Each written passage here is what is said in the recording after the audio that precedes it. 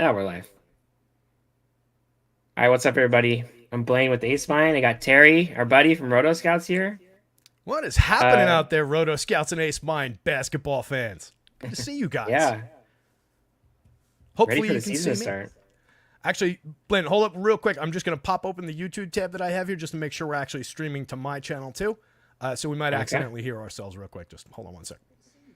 There we are. Yep, we are All right, up and cool. running. Looks like we're a little bit blurry on my channel, but that's all right. My channel is usually a little blurry.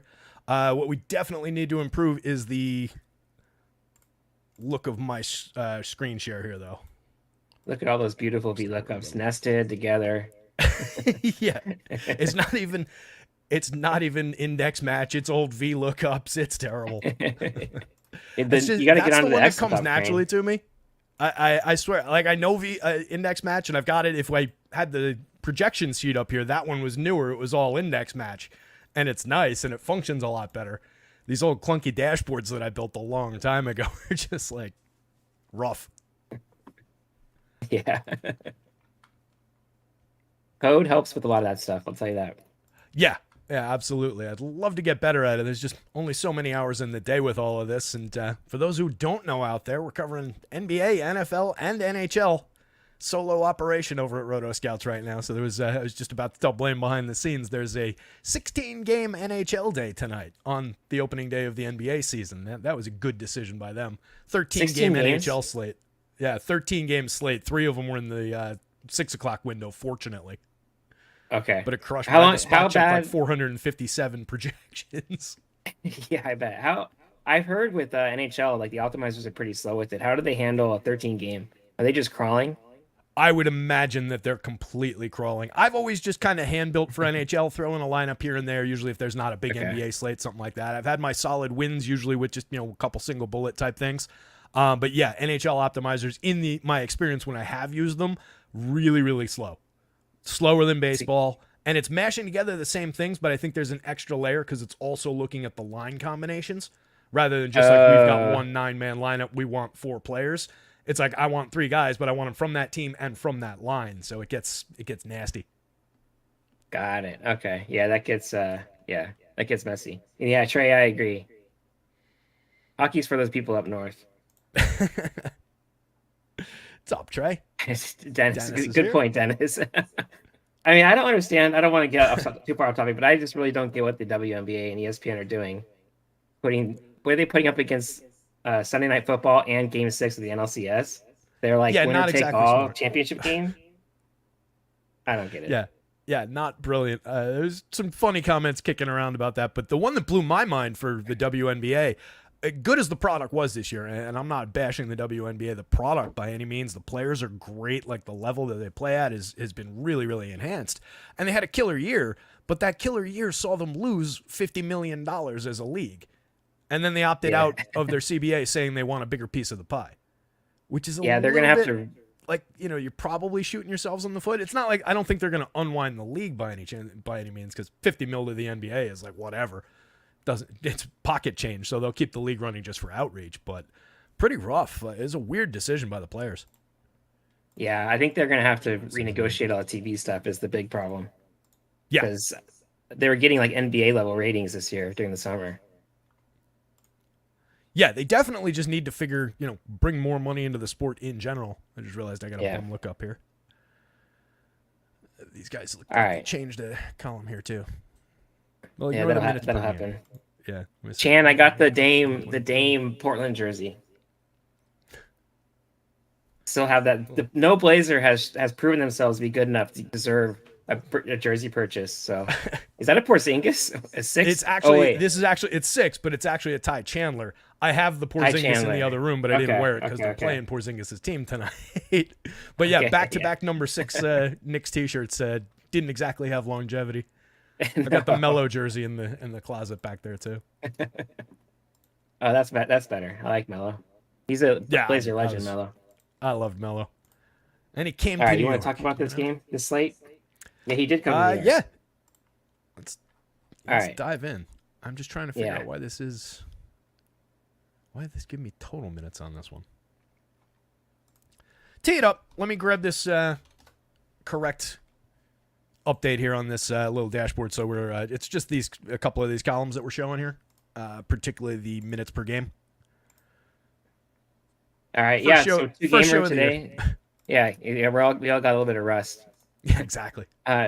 Two gamer today. Knicks Celtics, and I don't know why they made this the late game, this Wolves Lakers game. Like, I guess because of the LeBron and Bronny narrative. But usually they do like to the Western Conference representative, and then the Eastern Conference, they both play on opening night. But anyway, so we have the Knicks. Celtics are favored by 6 at home against the Knicks. That total has been bouncing all day between 221 and 222.5. Personally, I like the over in that game. I think there's going to be points, even though these are two good defensive teams last year. I think Towns on the Knicks is going to help them score, and I think it's also going to hurt them a little bit defensively, even though this is a Thibodeau team. So, in the second game, Wolves Lakers, it's about a pick 'em on DraftKings. That's also about the same total, 222.5. Light totals in both games to start the season. It's impacting like projections if you look at scoring averages as compared to last year, like DK points per game, FanDuel points per game. It's a little bit light as compared to what the scoring averages would have been. Opening night for these guys as well, knocking the rust off. Preseason only does so much. So I do think there's some tempering of expectations as far as that goes. Just minor, a couple points, a little bit lower of a points per minute in a fantasy sense. But yeah, I like the game environment a lot in New York, Boston, and I think the wild card is the Lakers. What are the Lakers going to do with minutes? There's obvious guys at the top, and there's some good values in there. But once we get into the bench and the depth, it does get a little bit interesting around the Lakers. Every other team, the other three teams, fairly straightforward on this slate. So it's not exactly like complex to talk about who's going to be there. It's just, mixing, matching salaries and trying to get as different as you can with a high quality, high probability lineup for a slate like this, because there's only so much to work with. So expect ties. If a lot of commonality comes in, I think we're expecting a lot of ties up top. But love Cat to help enhance the Knicks offense. Don't underestimate those ridiculous perimeter defenders that the Knicks have, though. They might be a little bit thin at the center position defensively, at least until Mitch heals, but they have ridiculous wing defenders right now. So It's going to be an impact maybe on Tatum and Brown and the rest of those guys. Obviously, they'll be able to target Brunson a little bit. He's the one weak point as far as a defender in the backcourt. But I do think the Knicks hold their own defensively even against the high-end Celtics, but I do like that game to go over that low total. Yeah. If you remember, like at the beginning of last year, the points were ridiculous. It was like games were getting in the 280, not in total, but in terms of outcomes. Games were getting like the 270s, 280s. And then about halfway through the season, they started officiating the game differently. It made it more physical. There's way less scoring. It seems like everybody's expecting that to continue this year. Yeah, so we'll see. I mean, every season does pick up trends like that, and the officials will get notes at different points during the season about adjusting the frequency with which some calls are being made and how to handle things. So yeah, I would kind of expect it to pick up a little bit where they left off with that bit of a downtrend. I think the league wants to balance scoring and keep it within range because it was getting up into some pretty bananas kind of numbers there for a while. So I do think that's pretty viable, pretty apt. But we've got a lot of history to work with here. We've got a lot of ongoing scoring average from these guys, and we can expect at least at the star level for guys to come in around what they've typically done over time, guys we have big samples on. And then your 20-minute bench guys, I think, is where the slate's won and lost. Your 25-minute guys, your 16-minute value guys. That's really going to be the differentiators on the two-gamer. Yeah, I agree. So talking about the Knicks, Brunson's a high salary player, not surprising. I mean, he carried them last year almost to the finals before he finally ran out of gas. He was ridiculous in the preseason this year. They basically were just spamming pick and rolls with him and Cat, and he was really taking advantage of it. The fact that there's more spacing now, and when they run that pick and roll, Cat can stretch out the floor a lot more. I think it's going to help Brunson score. But Cat is the one that's kind of popping as like the obvious value at only 8K. It seems like there isn't going to be any kind of minutes limitation on him. I got him at 35, showing a very strong value at the center position. On FanDuel, especially where you're getting one center, I just zeroed it down to the Knicks, and now I want to pull it back out to talk about the center position. It'll be all over the place. Yeah, we could talk about position by position. I figured we'd go team, but either way. However you want to go. I just wanted to illustrate on FanDuel especially, That's a pretty big. This is for those that aren't familiar, by the way. FanDuel over here on the left where you see blue, DraftKings over here on the right where you see green. This black line here is your dividing line, and then we've got some statistics over there. So this column, H and X, those are a value number. This is just kind of like a points per dollar type calculating kind of value. These are the projections, obviously, and then some stats here in the middle. Ignore these two right now. This is minutes last game and fantasy points last game. There's no data that's from last season, obviously, but we've got minutes per game. Why is this still giving me? Fuck, you know what I did? I put the preseason from this year in there when I updated that a second ago. Let me grab the correct board here. One of these times I'll get it. But it's worth noting at least the Cat was averaging 25.5 minutes per game, so it still seems like there's going to be no easing him in here. He's a full go. Cat, no doubt about it, is going to be full expectations of his usual 34 to 36 minutes we can call it, but I expect trending toward the upside, especially stepping in for Tibbs. Tibbs notorious for running 40-minute rotations and upward, which I think is also a question for the Knicks. Right now, I've got everybody just kind of landing in the mid-realistic to upper 30s. I didn't put anybody into the 40s, but I do think there's that trend where some of the Knicks, with their thin depth, and it got thinner with some injuries late in the preseason, there is some concern about that maybe Tibbs just gives some of these guys their 40 minutes that they were getting from late last season. So definitely expect Towns to play 34 at a minimum. I've got him at 35, and I can see upside into the 38, 39 kind of range easily. Yeah, I can see that. He's projecting for pretty high ownership. Actually, all these Knicks are. McBride on DraftKings is a value. Josh Hart, Towns. These are three of the highest for projected on one of the DFS content providers. So people want to get into this Tibbs action. We know he's going to play a lot of minutes, and Precious is out, which definitely helps Towns' upside for minutes as well.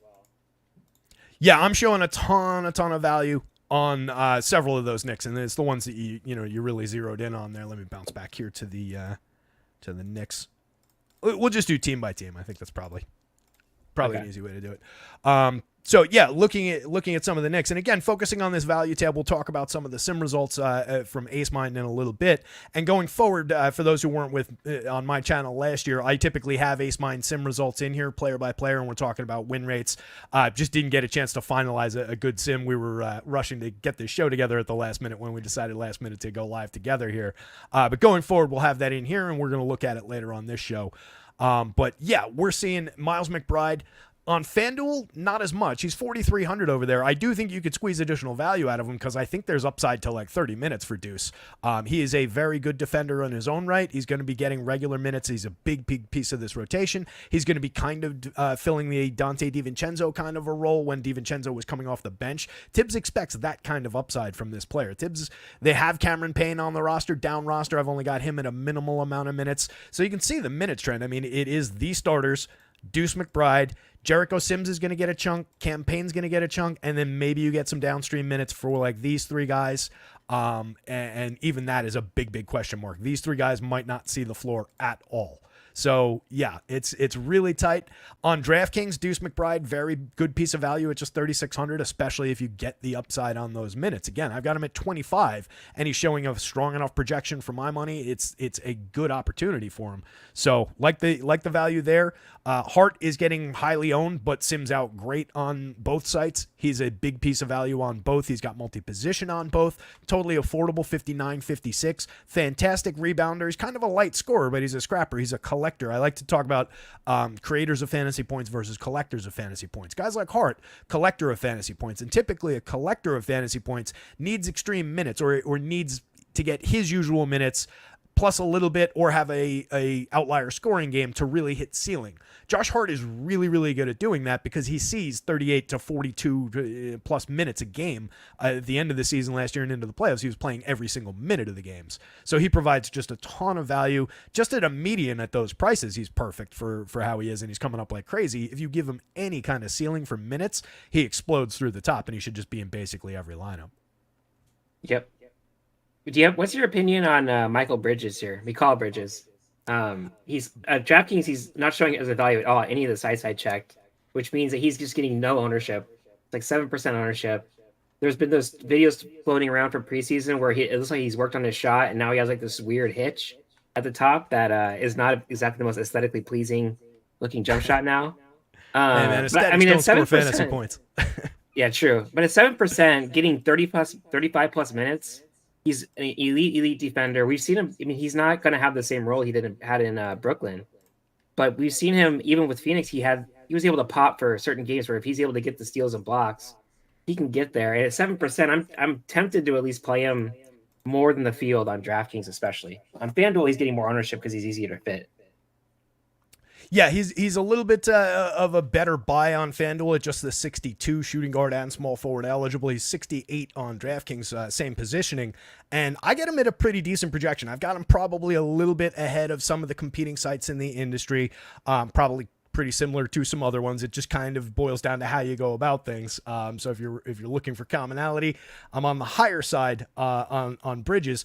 I expect him to slot in as one of those guys that Tibbs is going to look at for major minutes. For one thing, dude's never missed a game since high school. He is just a machine out there as far as playing minutes and booking one of the highest minutes averages in the leagues most of the time.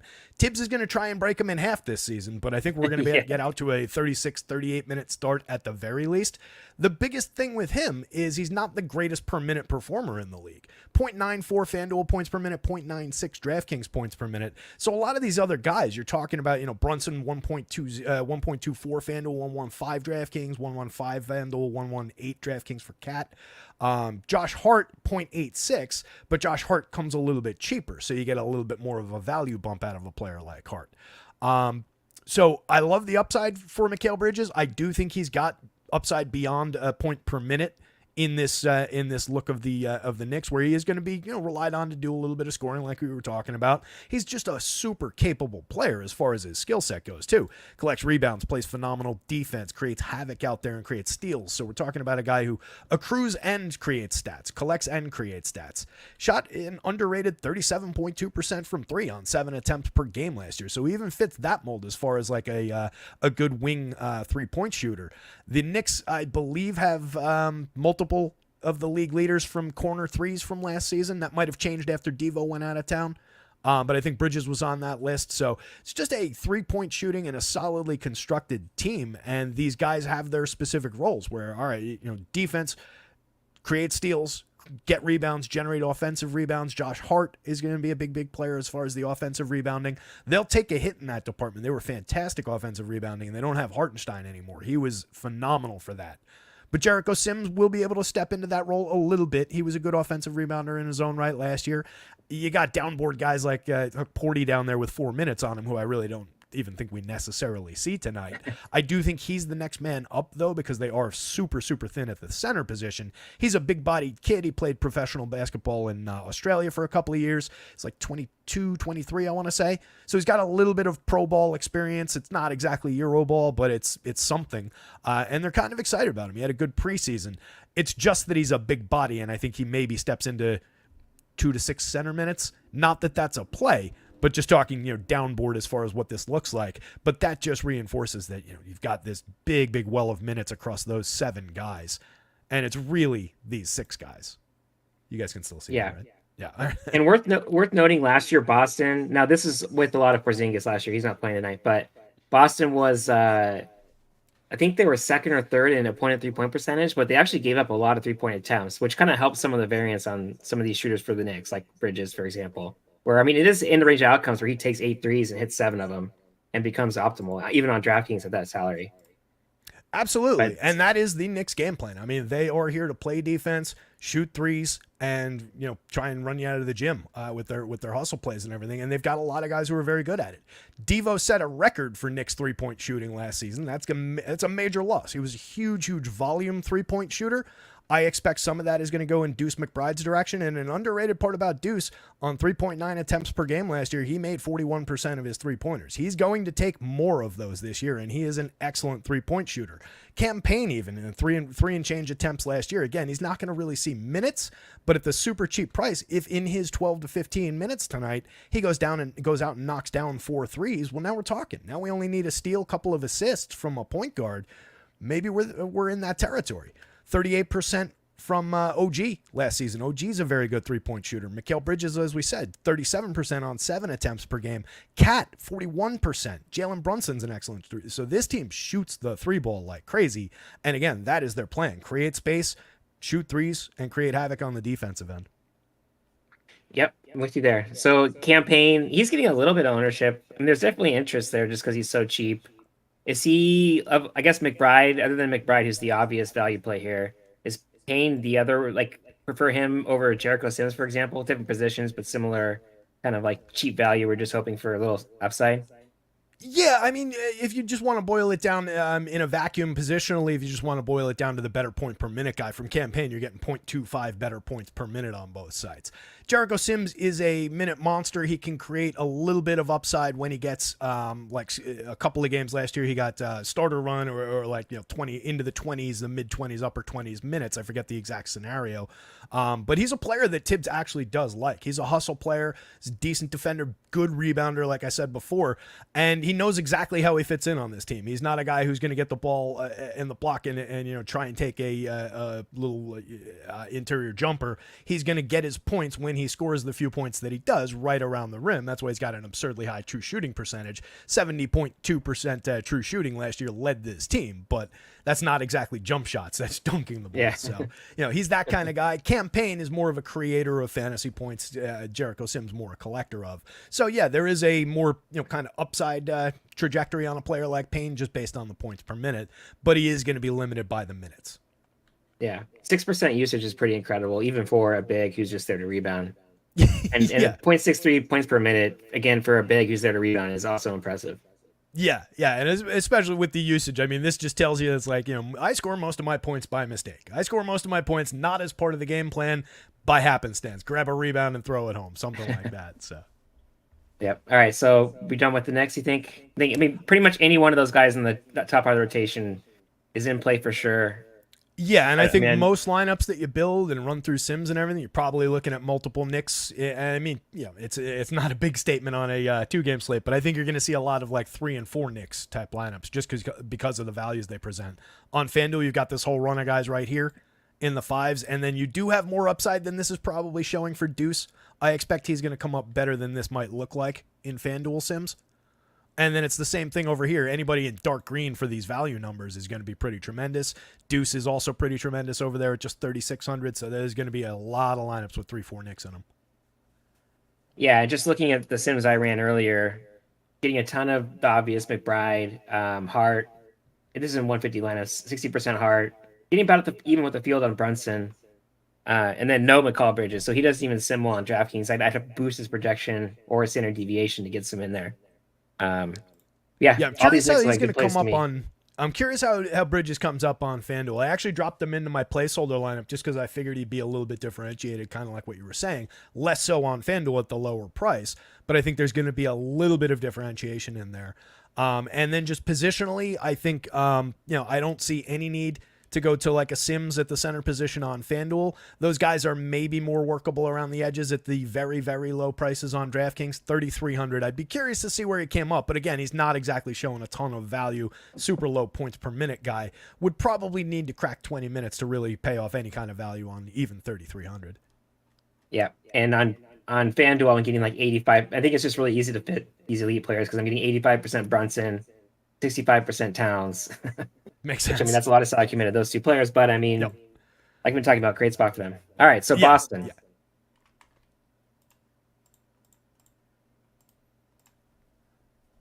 We gotta wait for Excel to creep along. It takes a second. Too many formulas. All right. That and the conditional formatting that I've got everywhere slows everything down. So Tatum, is he the highest priced player on DraftKings, or is one of the Lakers guys more expensive? I think the Lakers on DK. I think the Lakers are higher. Let me. Oh, Davis is on. Oh wait, Tatum might be most expensive on DraftKings. Nope, Davis is more expensive. Anyway, so Tatum is going to be popular. 89. Yeah, I mean he's expensive. I don't know how to feel about him. I mean, 9,600. He projects fine, and no Porzingis you would think would help him a little bit. But he also kind of tweaked his shot a little bit. He hasn't been able to shoot very well since, I mean, like towards the end of last year in the Olympics, he couldn't shoot at all, it felt like. And it seems like, at least in the preseason, Jaylen Brown was taking a lot more of the offense. He was initiating a lot more. He was actually pretty productive points per minute. Jaylen Brown was in the preseason compared to how he normally is in the regular season. So, I mean, do you have an opinion here? I mean, Tatum like looks like he's around 45-50% ownership on both sites. Yeah, I think that's probably around where I would have guessed it, and I think that's probably appropriate. I think we've all been there with Tatum. He's a phenomenal player, but I think we've all been there where, all right, he's got a 49, nearly 50-point projection tonight. It's right around where his median typically should be, and we're expecting a little bit more. You know, he's going to game one, a lot of people buzzing about going to come in pissed off because he didn't get to play in the Olympics and all of that stuff. Throw all that out the window. I mean, this is a player who a lot of the time lands around his median projection, which is, you know, obviously why what that means. But I feel like for DFS purposes, he's just a guy that I typically land around the field, and I don't chase the upside plays with Jason Tatum. And again, with all these good defenders on the Knicks, they're going to get bogged down. A couple of these guys are going to get bogged down. You know, it's I kind of like the idea of targeting one of the guards, maybe Drew Holiday, just for the idea that he's going to be able to go after Brunson a little bit and exploit that matchup. And then maybe some of the bigs. And then I think Tatum and Brown get theirs, but I think they just get theirs. You know, I don't think it's a ceiling day for Tatum or Brown necessarily, just because of who they're going to be playing and the low-end grindy kind of nature of the Knicks. Knicks take away a lot of offensive rebounds on their end, so they create extra possessions on their end, and they're a good defensive rebounding team too, so they steal possessions away from you on the offensive glass. So I still like both Jason Tatum and Jaylen Brown. If somebody said you could just put this guy in your lineup and it won't charge against your cap, then absolutely, sign me up. I love those players. And I don't think the prices are necessarily inappropriate. You can see they're showing 5+ value, 5.53 value score. Usually, you know, anything 5+ is going to be pretty good in the way these numbers work. So both those guys, highly, highly playable, but there's a lot of other spots, and they're probably also getting boxed out at those positions for some of the values. Yeah, for White, I think he's the one that's probably going to be getting defended by Brunson. Last year, that was the case. I think Mike Gallagher's article, ETR, talked about how he was the most defended player by Brunson other than Dame Lillard. Okay. Was that right? So, I mean, pivot that over to Dark White upside then. Yeah. Same idea, though. Again, whoever's going to be targeting Brunson more is probably the guy that you're going to be looking for. Everybody else is going to be facing at least, you know, some kind of lockdown defense. And that'll be true in the second unit as well. With Deuce McBride coming off the bench, he's going to just lock up on whoever's, you know, they might go hot hand with him, or they might just, you know, key on whichever of those guys. But yeah, there is a definite downside facing three of the Knicks' defensive positions basically at every moment during the game. And then the other spots might be a little bit more exploitable. Yeah, and Tatum gets the OG matchup, which I don't want to overrate individual matchups too much on defense in the NBA. I mean, anybody can score on anybody. Yeah. But it is worth noting that OG is probably one of the 3 best perimeter defenders in the league. And I mean, that definitely doesn't help Tatum, which means in theory, if that's the case, then we should see a little bumps for everybody else in this starting lineup. Be Brown, White, or Holiday. Or I mean, I guess Horford, but I don't know who wants to play Horford. Yeah, Horford's an interesting one. I mean, we know that there are those explosive Al Horford upside games for a guy who only costs 5,600. 0.90 FanDuel points per minute, same number on DraftKings. He's not a terrible option. DK 5,200, you get him at power forward and at center, so a little bit of mobility as far as where you can play him. Comes in just under a 5 value. I'd be curious, honestly, where he comes up, because he does spike ceilings from time to time. I do think early in the season, we're probably not looking at a 30-minute Al Horford game, though. And they've got other pieces that they can move through there, like Cornette and Tillman. That's going to be a collision. Somebody asked me this morning in my Discord about rules and groups and everything for this slate. And typically, I like to go light groups when I use optimizers to build and just kind of group off guys that are like direct 1-2 backups.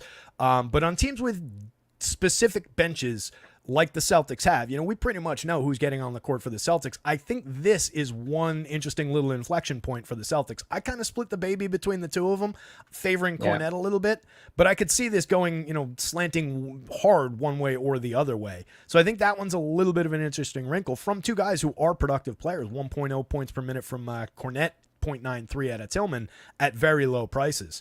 So that front court for the Celtics, the center position, especially on FanDuel, could get a little bit interesting. It's just with one bite at the apple on center, and with Karl Anthony Towns, Anthony Davis in your two hands, there's only so much room for these other guys. Yeah, and that's a pretty obvious place to just, if you're using our sim, it's just to put in a little negative correlation on those two, just to kind of make sure that you're not getting both. Yeah. And also, when one has a bad game, in theory, the other should be, when I say bad game, it means less minutes than expected, really. Mm-hmm. But when one has a bad game, you would expect the other to have a little bump in their production.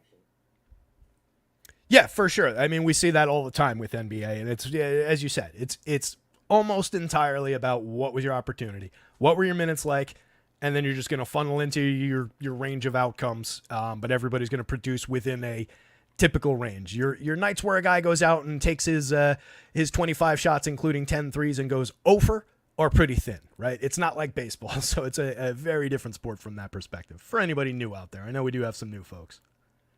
Yeah, I agree with this, FK. Point in there. Yeah. Yeah. If you were to just throw a negative correlation or a group on Horford and Cornette, for example, or you can include Tillman too, that makes a lot of sense. Like if you're playing basically the Horford is handled with kid gloves because he's old. Maybe he plays only 22 minutes or something. Or there's lots of scenarios here where like a blowout, where Horford could not play very much, and you end up with a Cornette or a Tillman minute spike.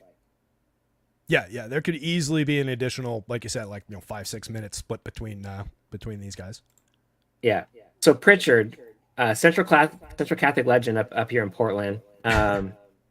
He's a straight gunner. We've seen him come into these games, like not even play the first 36 minutes and come in to start the fourth quarter and blow out and score like 20 fantasy points because he just shoots threes. I've seen him kind of be at least on frustrating players for me last year. Yeah, agreed. On DraftKings, he's getting ownership. On FanDuel, not so much.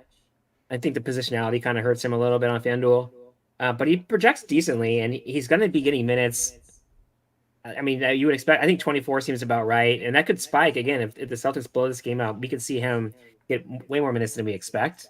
And they handled Drew with kid gloves in the preseason. He barely played at all.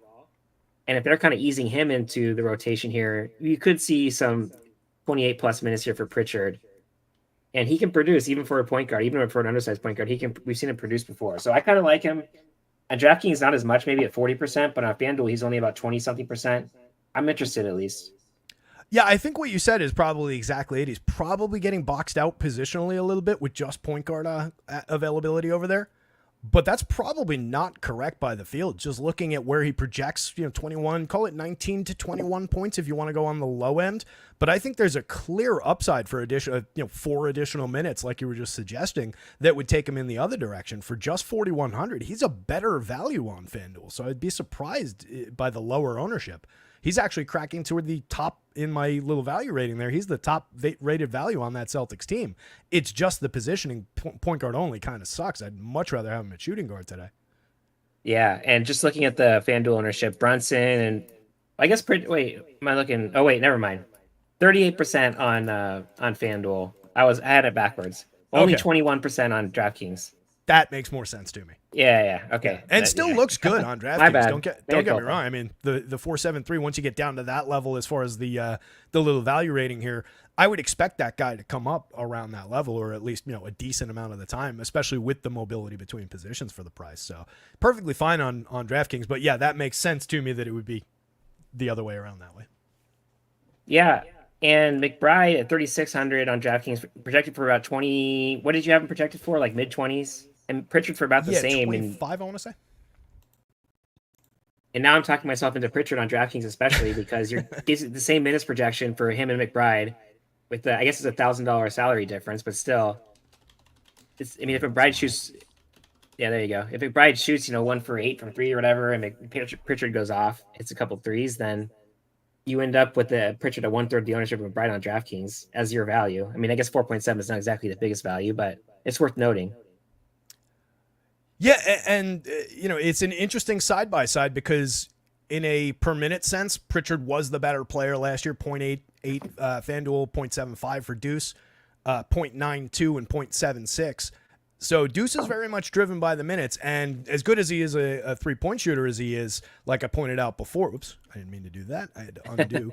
As good a three-point shooter as he can be, that does result in spotty output. He can be a little bit of a roller coaster. He bricks a couple of those threes and doesn't see the opportunities, or he draws a couple fouls through, aggressive defense and doesn't quite make his minutes, or every now and then Tibbs can just get temperamental and you just, you made a couple mistakes out there and you hit the pine for a little bit. That can be the case too with this team. So the output is definitely a little spotty, and he does get, I'm not totally comfy when he gets crazy high ownership. He's the crazy chalk of the day.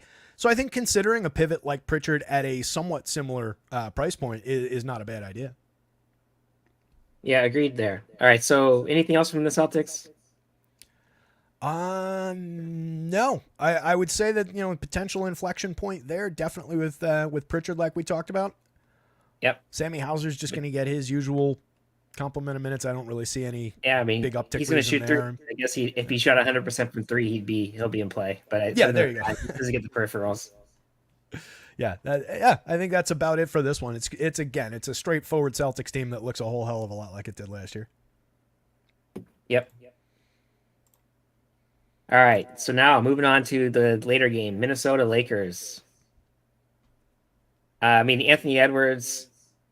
I don't know what we need to say about him. He looks like he's going to be the next great two guard in the league. He's been awesome ever since he's been a rookie, basically. And the Lakers don't have any perimeter defenders, so this seems like a pretty obvious smash spot for him. I mean, I don't know if there's anything you want to add on Anthony Edwards. Everybody knows who he is at this point. Yeah, I mean, look, if you the only thing I can add to it is if you like to chase narratives, and basketball's the one sport where maybe from time to time I will throw those in because it's the one sport where a guy can really actually dictate his own usage. Anthony Edwards is a guy who's going to have the ball in his hands a ton. 31.4% usage rate last year. He can decide to take more shots than that in any given game, and he's got every reason to. So, absolute superstar. The trajectory's been, not quite straight line upward, but it's a significant trajectory towards superstardom, and he really got there the end of last season. He was phenomenal last year. So, no notes. Play him if you can afford him. Yeah, and ownership-wise, he's coming in on DraftKings anyways. About half the ownership of Tatum.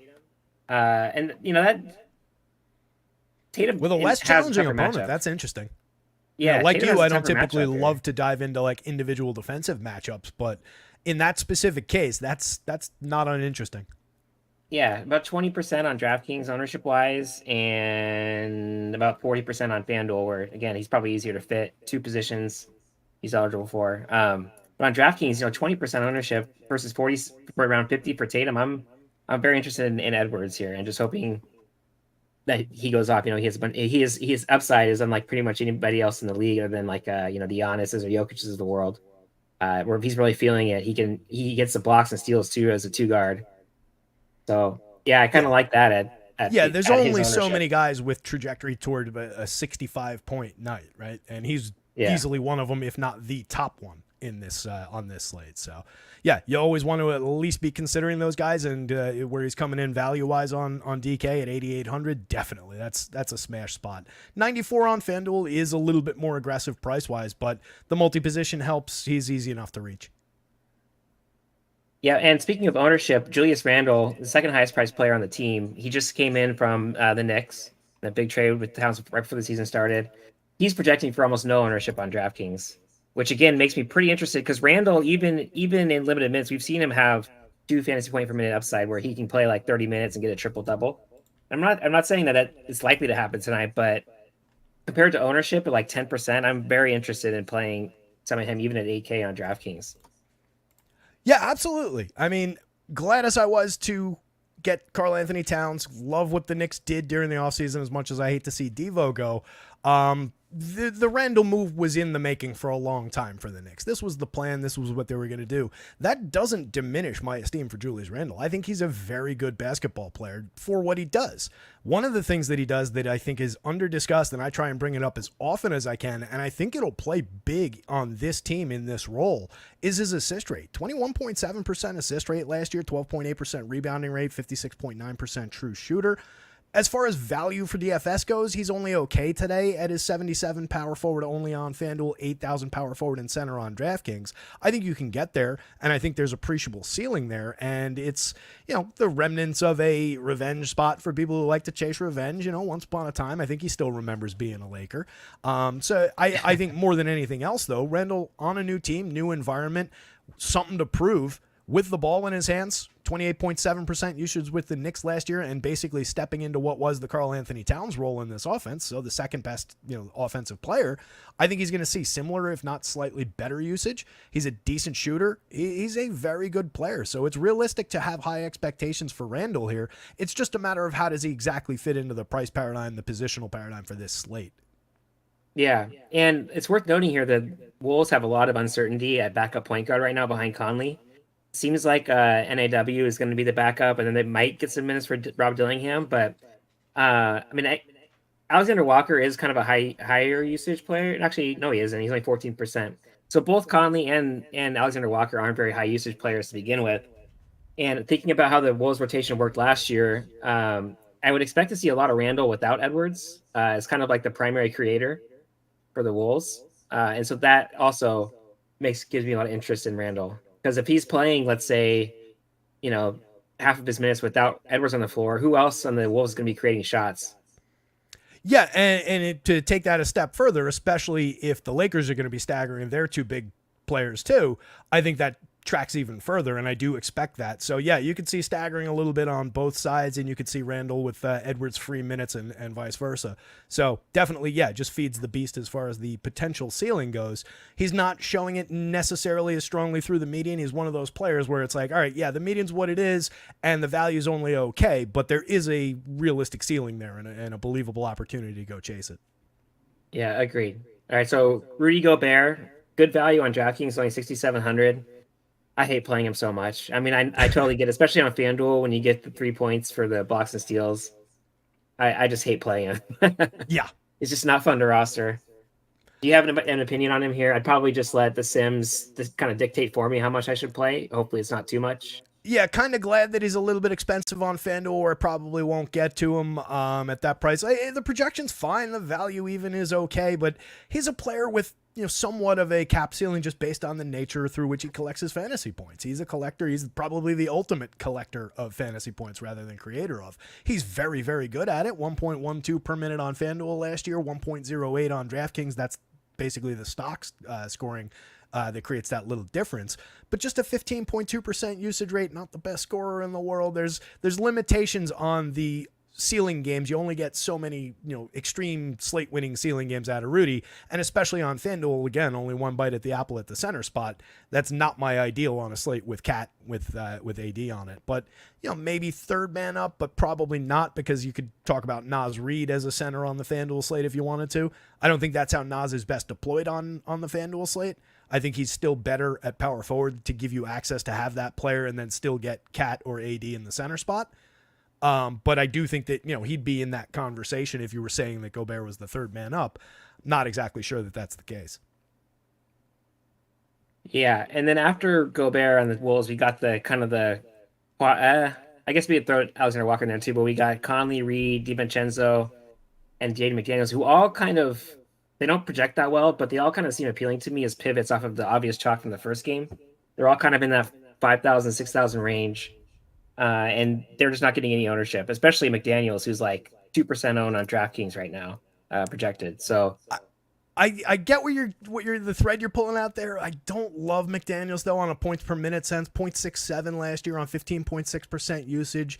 Another guy who's more of a creator, collector of fantasy points than a creator of, can have his big decent games. If you get, like, for example, this game, no, I'm sorry. That's a bad game. I forgot which way these columns were ordered. This is his minutes. That was his fantasy points. So, like, if you go out there and he plays that 29 and a half minutes and delivers you 13 fantasy points, it's obviously a big downside game. When I started talking about that, I thought that this was the fantasy score. He is capable from time to time of giving you your 28 to 30 FanDuel points and DraftKings points. But he's a limited opportunity player, not the best assist or rebounding rate in the world for what he does. 10 and a half points per game, 33% from three last year on 3.5 attempts per game. That's a lot of bricks in there. So not my favorite spot, but he does slot into that role that you're talking about him in as like a potential low owned pivot point from one of the super, super chalky pieces. Yeah, I mean, projecting on DraftKings for like 1/10 the ownership of, for example, Josh Hart, who, I mean, as you said earlier, the minutes are no question with Josh Hart, where they can be sometimes with Jaden McDaniels, depending on how Finch wants to play the rotations. But I mean, it's a 2-game slate, and we got to find ways to get different here if we're gonna win any kind of money and not just split with 5,000 people. So for that reason, I kind of like him. Yeah, and that's the thing. If you catch that upside game, and it doesn't have to be at those prices, doesn't have to be a monster upside game, especially with very little competition. Positionally on DraftKings, small forward only, that's reasonable. There's only so many options at that position, so he's only got to outscore so many guys, and they're not necessarily the best guys on the slate for by and large. On FanDuel, a little bit more competition because he's got both forward spots and he slots in, kind of competitive price wise with other guys. But yeah, I think as a differentiation piece, if you get him in at 10% of the ownership, that's obviously a huge piece of leverage if he has even a reasonable game. Yeah, and on FanDuel, I was getting about 11% Jaden McDaniels, and on DraftKings, I was getting 9. So what I'll probably do is just up his standard deviation, which will just expand the distribution of outcomes for him. Even though maybe I'm probably oversampling from like a too large of a distribution or whatever, I'm willing to do it just for differentiation. And if I get to I'll try to get to around like 15-ish% on DraftKings, feels about right at 3% ownership, and just hope for the best. Yeah, and on small slates like this, I do think it's always a lot more, realistic to put your thumb on the scale with certain things like that, where it's just, all right, this specifically, I'm doing this for a reason, right? It might defy the math a little bit, but it's for a reason. It's to create that leverage point for my lineups, the portfolio of lineups that I'm entering. So yeah, absolutely, I'm with you that that's an interesting one. And then Chan was asking, yeah, there you go, Yeah. So I don't really have a good. It seems like you're just projecting straight Conley, then NAW, then Dillingham. Yeah, Dillingham's tough for me to figure out what they're going to do with him. I think we're looking at something like this. I don't think we're looking at much action to start the season here. I could be wrong, and he could double those minutes and go into the 12 range. Even then, especially on DK at 46, I don't know that he's the pick, right? Yeah, and I don't think we're seeing more than like 12 minutes. I've only got him here because I think there's a case to be made that Devo handles the ball a little bit, brings the ball up the floor a little bit in addition to Noah. So there is that potential. And that's the game of it, right? We don't necessarily know what the upside's going to look like for a player like that just yet. If he slots in and he plays 12 minutes, we'll be more excited to get to him if his price goes down a little bit, maybe on DK the next time. 39 on FanDuel. I don't think you're missing a slate winning opportunity there, even if you just completely forgo him. Yeah, and 4,600 on DraftKings, like you were saying. I mean, even if he came in and played 12 minutes, he'd have to put up an absurd fantasy points per minute for him to even make value at 4,600, even on a 2-game slate, to make him a better player than like Pritchard or somebody else with a defined role. Yeah, 600 more than Nickeil Alexander-Walker at the same position. Yeah. Is a little silly because I think we've got at least a little bit more security of minutes on Alexander-Walker. Maybe they come directly out of there and they even out at 12 minutes apiece and it's just a tie, but Alexander-Walker in that scenario would still be the better play at the 4,000. Yeah. You could throw a little positive correlation on him and Bronny and play the Wolves are up by 30 at halftime narrative. They just both played the second half. I projected it more like the Bronny's going to get about 4 minutes of NBA time and one photo opportunity with his dad in his career, and that's going to be the last we see of Bronny. I don't think that's actually the case, but I expect very, very little from Bronny. I feel like he's going to play. I mean, we can move on to the Lakers now, I guess. I feel like they're going to give him. Is there anything else you want to talk about here?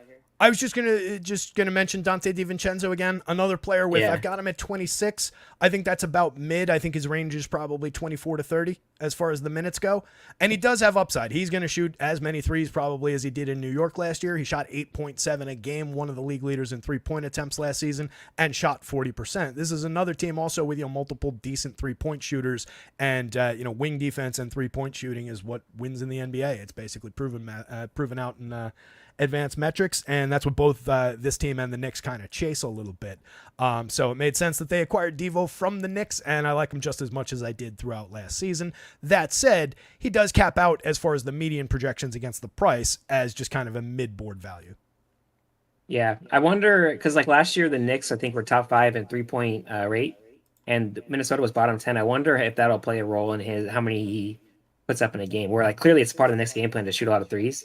And it didn't seem like that's the case for Minnesota. But they also were playing Karl-Anthony Towns, Naz Reid, and Rudy Gobert a lot. So that probably factors in. Well, Cat's an underrated 3-point shooter himself, and I accidentally just pulled up the Knicks here so I can show you. Yeah. He what did he take last year?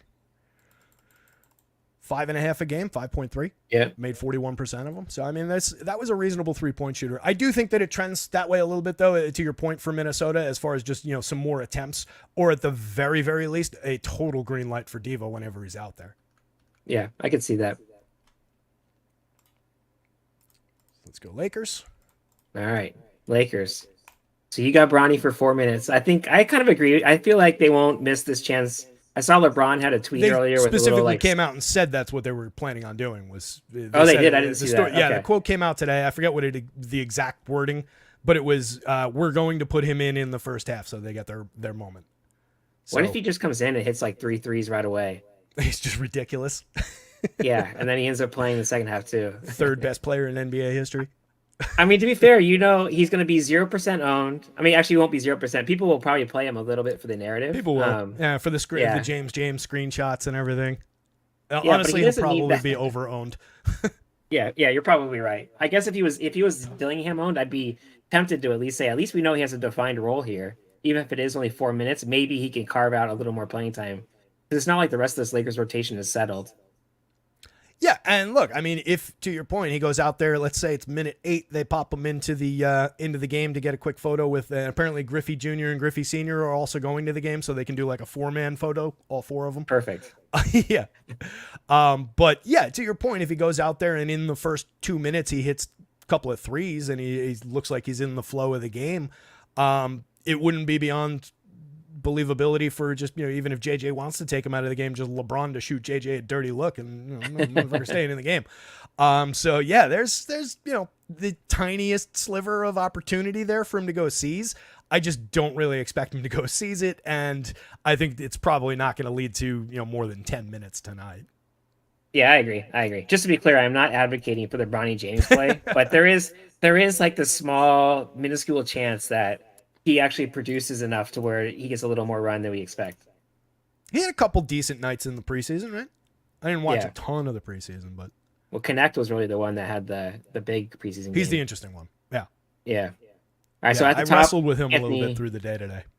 Yeah. He's going to be this whole rotation is kind of a mess. So at the top, we got, of course, the two, Anthony Davis, LeBron. Both just seem like fine plays to me. LeBron seems a little underpriced at 8.9K on DraftKings. This is kind of a narrative street thing for him where he could, I mean, he doesn't have anything left to prove at this point, but first game with his kid, maybe he has a little more juice than normal. We know he's going to be rested and in shape because he played in the Olympics as well. So he seems a little underpriced to me on DraftKings at 8,900. I mean, he seems fine on FanDuel as well. I don't have much of an opinion about how much I'll want to get to, but I'll kind of let the Sims and Octo kind of decide that for me. Yeah, that's kind of where I come down, and that's going to be the case a lot for superstar players, even through larger slates this season. We'll have conversations about this guy stacks up better than that guy does, but a lot of the time I'll just let sim output dictate, field ownership, sim output, pricing, positioning dictate how I get to the stars. Love both LeBron and AD up at the top. AD, you always run the risk of AD's a little bit, bump averse. If he takes a little bit of a shot, he might go to the locker room and hang out for 20 minutes and come back into the game. But that's just projecting something onto the slate that's non-tangible and not worth, really worrying about. He's totally fine. Top projected player on FanDuel on my board. I think he was second to Jason Tatum on DraftKings on my board. LeBron, basically the third man on both of those lists. Playing them both together, expensive, but totally worth doing from time to time. AD's going to have to deal with Rudy out there a little bit, so that'll be one of the best defenders of all time going up against him is going to be a little bit problematic, much as we don't want to talk individual defensive matchups. We just happen to have so many quality defenders on this slate. This is probably the most I'm going to bring it up all year. But yeah, either one of those two stars, there's really no reason to go run and hide from getting to even extreme shares of either one if that's how they come up for you. Yep, I'm with you there on both of them. I mean, they both seem fine to me. So D'Angelo Russell, the only player I hate playing more than Gobert might be D'Angelo Russell. How does it feel, D'Angelo? Somebody asked me that one in Discord earlier too, and that is just, I'm with you. That is one of my least favorite players in the league to play DFS wise. I don't have like a personal vendetta against him. He seems like he seems fine. If he'd been a Nick, I would have probably been a fan, but he's just frustrated me so many times DFS wise because he probably should be better than he's usually priced. Slightly better than he actually is. Like, look at FanDuel today, 6,500. I think that's a little bit expensive at the point guard position today for 1.02 fantasy points per minute, 22% usage. But he does have monster upside. This last game, I mean, that's a 50-minute overtime game, it looks like. But that was a 60-point performance. Actually, that probably mass out to exactly 1.02. So he did exactly what he was supposed to in that game. Yep. I just start looking at these things before I start talking about them. Well, the minutes upside is kind of always there. This Lakers team outside of LeBron is pretty bereft of playmakers. He's like the one other. I mean, I guess Austin Reeves is a decent passer. But yeah, I mean, there's Yeah, I always mean, upside second highest potential with assist rate on the team D'Angelo. for D'Lo at 26.1%. He's not a good rebounder. He's a okay shooter. He actually shot really well from three last year, 41.5% from three on 7.2 attempts per game. So that's a nice little uptick to try and go grab. To your point, you do have Austin Reeves there, who's going to pick up a decent amount of minutes. He's an okay scorer. He's an okay assists man. But yeah, it's really these three guys as far as facilitation goes on this team, and not really that much else right now in the setup from last year's numbers. Yeah, I just feel like these two have pretty higher range of outcomes than people usually like to talk about. Just because the Lakers just don't have much behind LeBron for playmaking and scoring. Yeah, yeah, and look, you're getting all both of those two, D'Lo and Reeves, and then Rui Hachimura in there at kind of a diminishing range of points per minute returns for each guy, but also at diminishing prices as you go down the board there. I think Rui's going to be interesting, especially on FanDuel for 4,200 Yeah. at both forward spots, showing a ton of value there. He's another guy, though. I mean, we are talking about a 0.85 per minute guy last year, 18% usage last year. I don't really expect those things to change much for Rui Hachimura, so limited upside, a lot of opportunity to disappoint you, but he is one of the stronger values on the FanDuel slate. You don't have to worry about him nearly as much on DraftKings at 5,000, same positioning. He's playable there. He's just kind of a mid-board is who he is type option, though. Yeah, I was getting a ton of him on FanDuel. I can't say I love it, but I mean, again, 4,200, it's hard to argue with that when you know he's going to have the minutes role as well. Yeah. There's not much competition for minutes for him, and he's locked in as a starter. So pretty hard to get away from on FanDuel. DraftKings, it kind of depends on ownership, I guess. Yeah, I think I'm kind of at the bottom at 28 minutes too. I could say upside to the 30-32 range easily. I didn't want to project him necessarily like that in night one, and I do think there is downstream minutes that are going to get kicked around by, with Dalton Connect in there and with some of these downstream guys, but none of those guys are particularly good outside of maybe Connect as far as the rookie upside. We'll see. I think they're going to want to get him out there. And he was the guy I was really, really wrestling with through the slate. I increased his minutes throughout the afternoon. I think I'm okay here. I've got him at 12. I could see 16. I could also see 8. I think that's the range. I think it's pretty broad. Yeah, I agreed.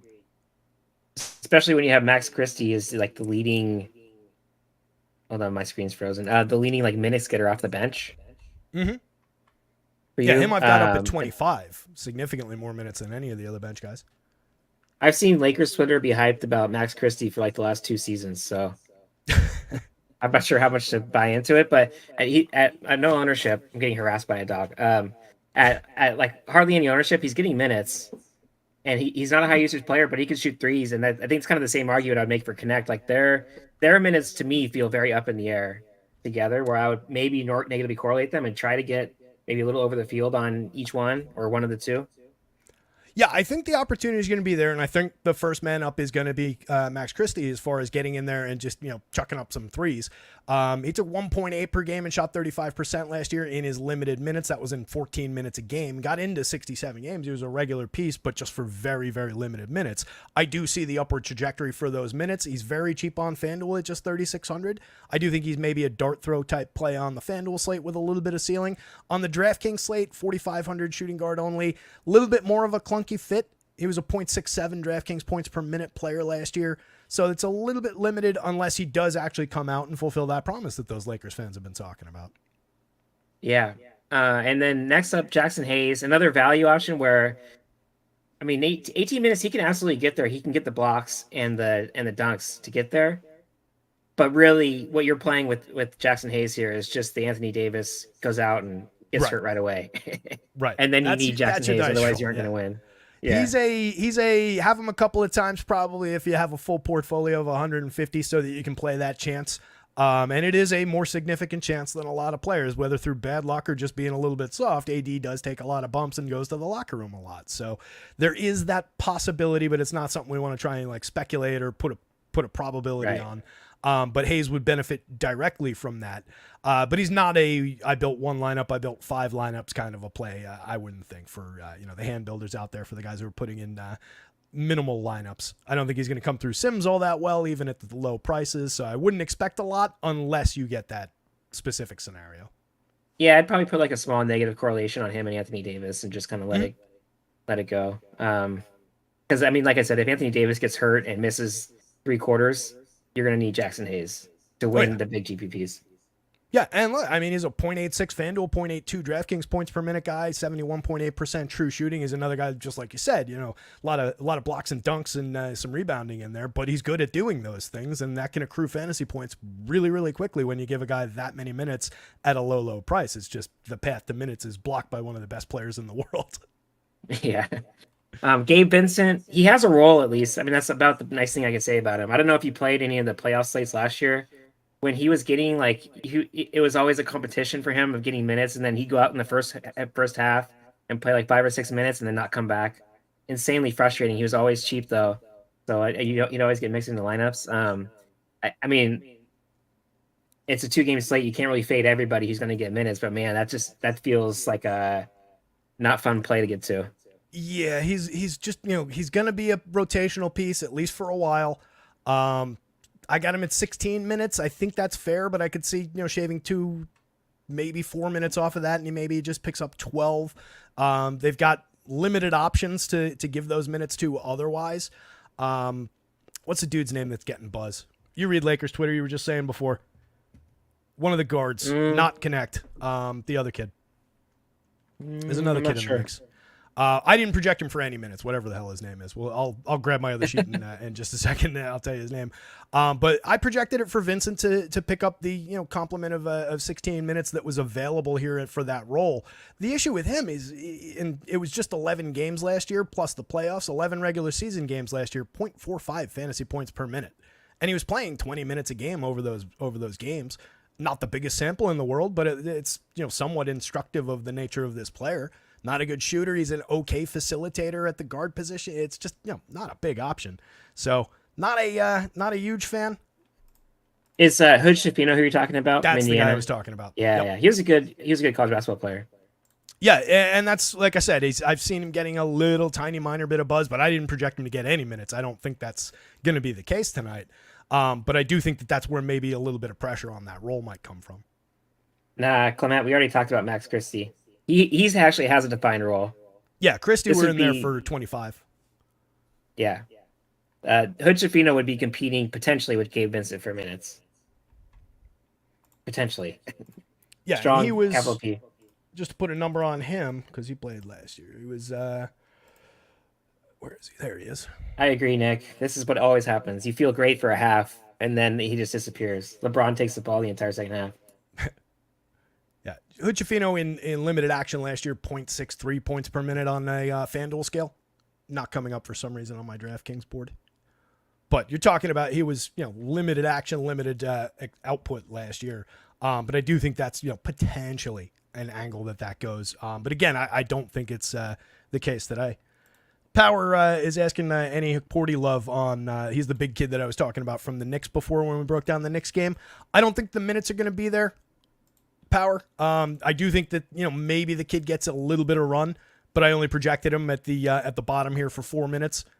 It's just the concentration of minutes for the Knicks is going to be so extreme up at the top end. But they are very, very thin at the center spot. So I think if we do see guys from the Knicks bench, from the extreme portion of the Knicks bench, he's probably the first man up, maybe the second man up behind Toppin. Maybe you see Tyler Kolek for a couple of minutes. Kid can shoot the three, and they're very interested in seeing what he can do in the NBA, but it might not be the first night. Tibbs notoriously not a fan of playing rookies, but might have to get a Porty in there for at least a little bit. And what I was saying about him earlier in the show is that Porty is a guy who's played professional basketball in his life. He's 22, 23, came from Australia. He was playing in the Australian League for a couple of years. And again, the level of quality is not quite even Euroball in Australia, but it's not a nothing league either. A lot of good players over time have come out of Australia. So he's interesting. He's a really big-bodied kid. He's a 7-footer, 250 pounds, decent rebounder. So could give you a little bit of collecting stats upside, but I think it's limited. I think he maxes out at the absolute most at 10 minutes unless something specific happens to like Jericho Sims or Karl Anthony Towns. Yeah, and then Trey was asking about how much run can Connect get realistically. I saw you had him projected for 12 minutes. You did talk about him a second ago. I could see like the 20 plus minute upside for him. In my opinion, his game in college was NBA ready. I mean, he was already doing a lot of the stuff that pros do in terms of running pick and roll, shooting off the dribble. I don't know what his overall stats were in preseason, but he had a couple of flashes, and nothing is settled in this Lakers rotation behind the starters. And I could see like a 22 minutes instead of 12 here. I think his range of outcomes is really high Yeah, and compared to most especially of if the bench that shot players. is falling. For a player Yes, like that, exactly. if he's just out there for a heat check and it goes well, you could see an immediate upside to minutes, and it could very easily look something like that. I think that's right. That Yep. total 240, 241. Damn it, take campaign's minute away. So it might look like or Cam Reddish's minute away. Might look something just like that. Yep. And I think that's totally realistic for that to happen. Just minor shuffling of minutes. First time coach doesn't pay attention for a second, leave somebody in too long, and you could have a result like that. So there's a lot of variables, but more to the point, they don't exactly know what they're doing with this team from here down. So Yeah. a lot of questions there. And so with the tools, I would probably just up the standard deviations on some of these guys, and like negative, like Christie and Connect feel like an obvious negative correlation to me. It seems like one gets there, but not both, unless it's like a weird blowout situation. Yeah, I think that makes sense.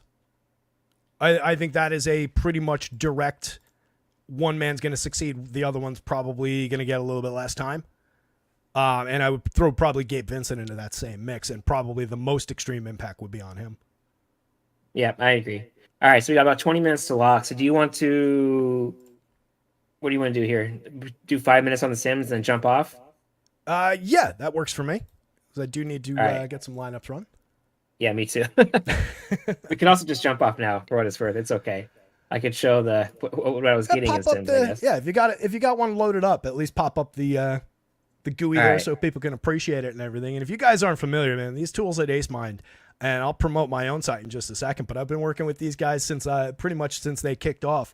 And Acemind, these guys have easily the most affordable product with just as much horsepower behind it for all the major sports as far as an optimizer and sim tools.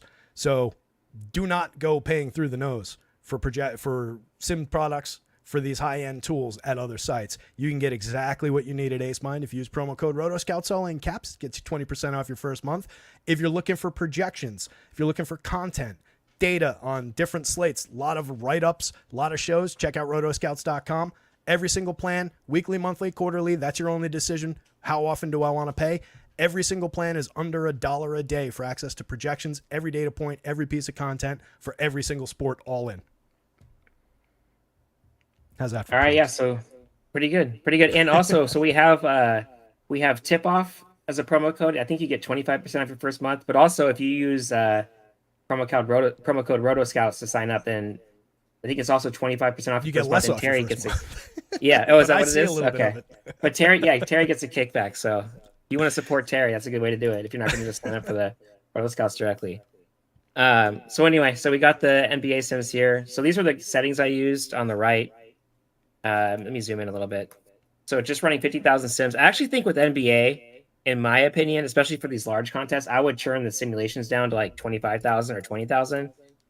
Using more Sims helps, like with the more heavily correlated sports like MLB or NFL, where you're trying to capture the real, not only the range of outcomes for each player, but also the range of outcomes for everybody on the team at the same time.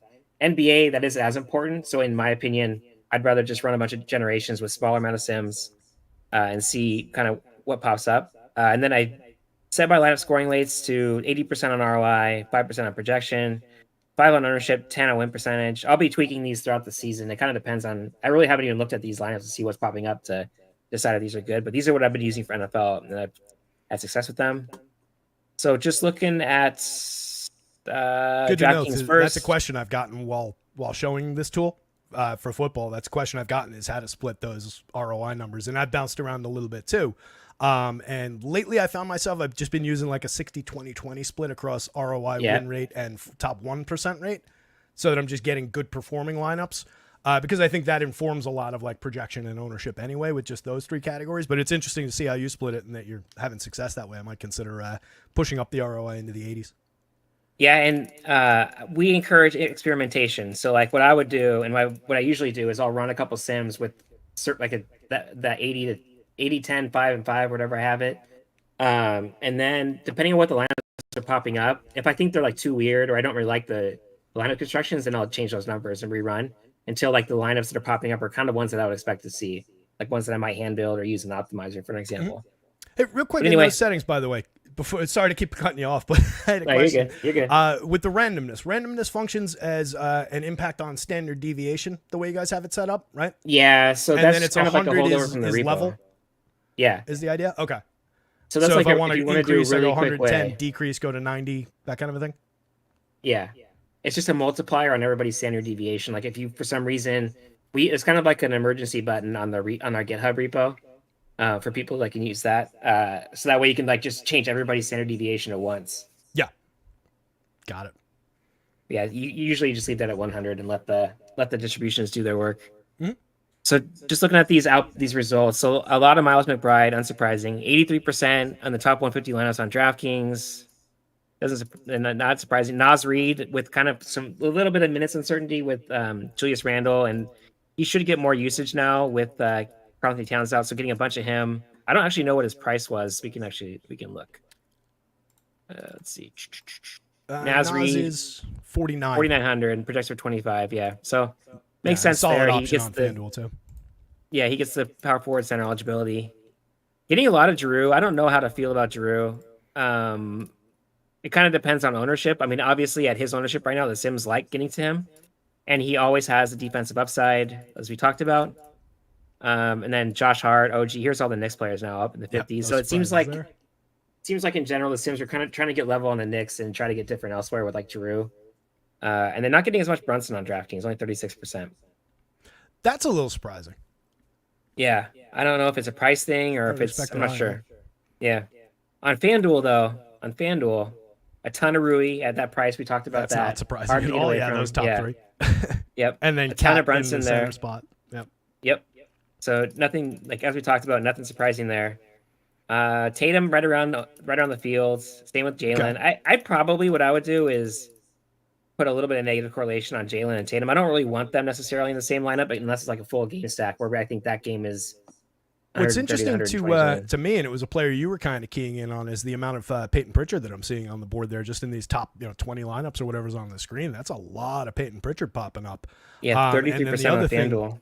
Yeah, and then just the mixture of pairings with point guard on the FanDuel slate is also just kind of interesting. There's a lot of JB, obviously, but then it is getting a pretty solid mixture through that second spot of there's D'Lo in there, there's Conley in there, there's Pritchard in there. There's a bigger mix than I would have necessarily expected.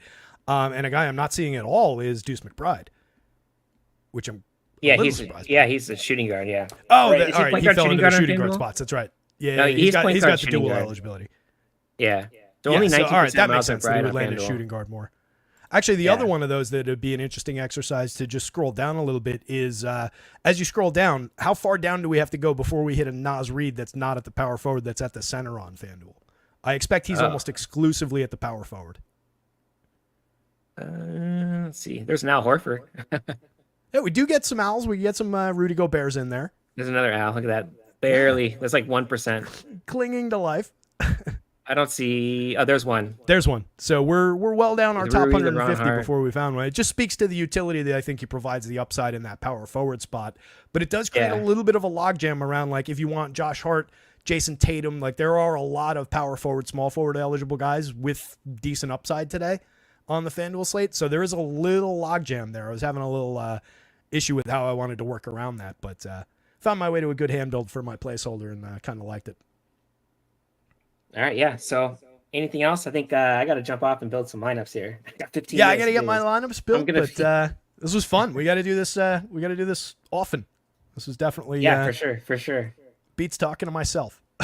Get back in the swing. You're telling me. So this is a lot of fun. Check out acemind.io. Check out rotoscouts.com. Good luck out there tonight. Somebody go win something. All right. Thanks, Chan. Thanks for joining us, Terry. Appreciate you guys. Hit the like button on both channels. Subscribe to both channels. Jump into the Rotoscouts Discord. Jump into the Acemind Discord. Twitter handles, etc.